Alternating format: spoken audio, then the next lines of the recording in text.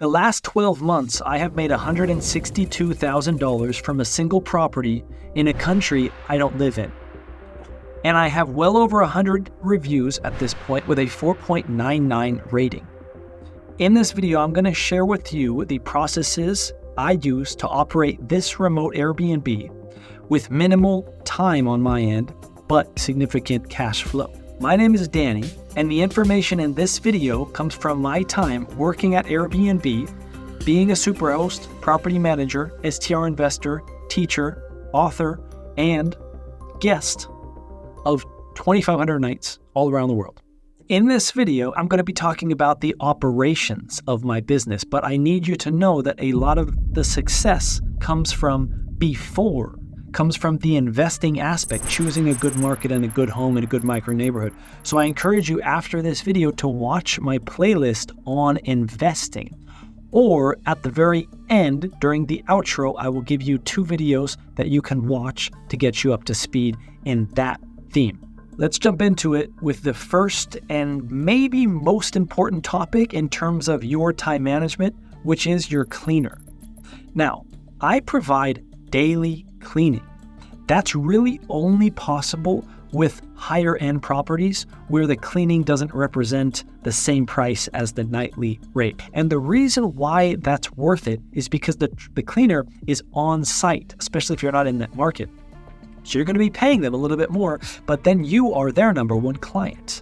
Okay, and the cleaner eventually is going to do more than cleaning. Trust me on that. They're going to start paying bills even if you get, that's kind of the last step, but they can even start paying your bills if you have an immense amount of trust with them. But they're going to coordinate maintenance. They're going to solve some problems. They're going to be the interface between the guests. They might even respond to messages on Airbnb. Hey, can we check in early? Yes, place is cleaned.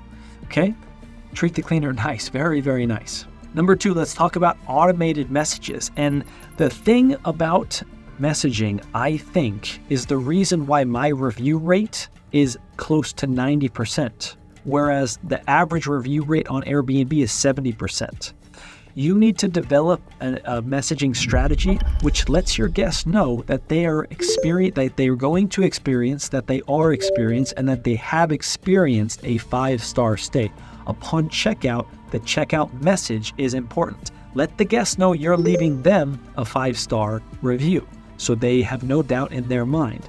The timing is also important when you send this, because let me tell you something. Whatever your review rate is, okay, if it's 70%, we break that up into positive and negative reviews. 100% of negative reviews are leaving you a review, okay?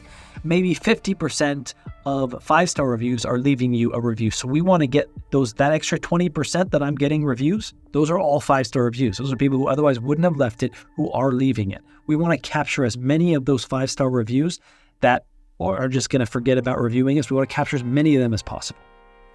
Digital Lockpad. I'm going to include a link in the description of the Lockpad that I use. The person I'm actually most worried about are the maintenance folks and the cleaner. It is not guests coming back who know your code and are going to break in. That is not at all a worry of mine, really. Now, these super smart locks, they oftentimes give a lot of headaches, and I don't think they're necessary. So what I have, I think it's Schloss, if I'm saying that right. It's super, super reliable. I mean, like maybe 0 problems I've ever had. And I've recommended this lock a lot. And I don't think anyone's ever said, oh yeah, that was a bad recommendation. Something underrated is a live check-in. Now, it depends on your market as well. It depends on the offer, the experience you're offering. It also depends on your guest. If a guest sends one message and instant books and never sends you another message, they probably don't want a live check-in. Maybe they've been to that city a million times and they just don't need it. But if you provide a live check-in, that has proved to be a game changer for me, especially in terms of review. Because look, it's a lot easier for a guest to negatively review a screen that they've interacted with and they've never seen the cleaner, they've never seen a concierge, and never seen anyone. But if you offer daily cleaning and they want to leave a negative review, they're also hurting that lovely cleaner they've seen every day. They're also hurting that concierge that answered their questions during their stay. Guests are a lot more lenient when they have face-to-face interaction with somebody on site. Customer service. Oof. I'm not the customer service guy. That's not going to be my next YouTube channel. And part of that is removing myself.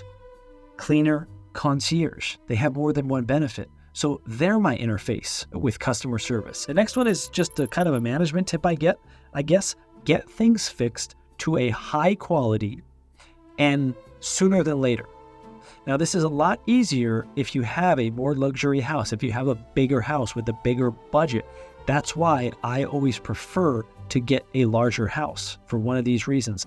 I really don't want to be having to think about, okay, we need to replace X, Y, and Z, but my cash flow is not great, so I've just got to kind of wait and hope guests don't badly review me. A goodie bag. You may be more familiar with a welcome gift. What I don't is love a welcome gift. What I love is a goodie bag. A goodie bag is what you get upon departure. And I think a goodie bag is better because when you give a welcome gift, all that goodwill has faded into the past after a 3 or 4 or 7 day reservation. But a goodie bag, they're getting right at the same time they're about to leave a review. The goodwill is still there. They might even be holding the goodie bag when they're leaving the review. I give a full bag of coffee beans and a full bar of chocolate. And that costs me, I think, $8 or $9. But also, if there's something that went wrong, nothing major, but something went wrong, maybe there was a check-in issue or something, I can phrase that goodie bag as, hey, I'm sorry this happened. I bought you some gifts. How I would give this goodie bag to the guest is I would put it in a drawer that the guest is unlikely to look in, to open up. And then the day before checkout or the day of checkout, I would send an automated message saying, hey, I left you this goodie bag in this location. I hope you enjoy it. And last but definitely not least is pricing strategy. It just gives you so much anxiety. That's why I've created a playlist. I have everything you want to know about pricing in that playlist, and I'm active in the comments. If you have a question about pricing on that playlist, make a comment and I will respond to it. You're going to find my 2-step pricing strategy, which includes discussing how to optimize your base price, your minimum price, and your maximum price, how to manage it on a weekly basis, which only requires about 30 seconds of your time per week per listing, but it does require active management, and you should be using a dynamic pricing tool. I recommend Price Labs, and that's because I believe they are the best. In this video, I hope you have a little bit more confidence about how to run your operations. I hope you've learned a few things about how I run mine and you can implement on your process. If there's something I didn't cover and you think it's valuable, you want to share it with me and the community, don't hold back. Put it in a comment. Let me know. I learn a lot from the community, so don't let that stop with this video. I'll meet you down there in the comments. Until next time, happy hosting.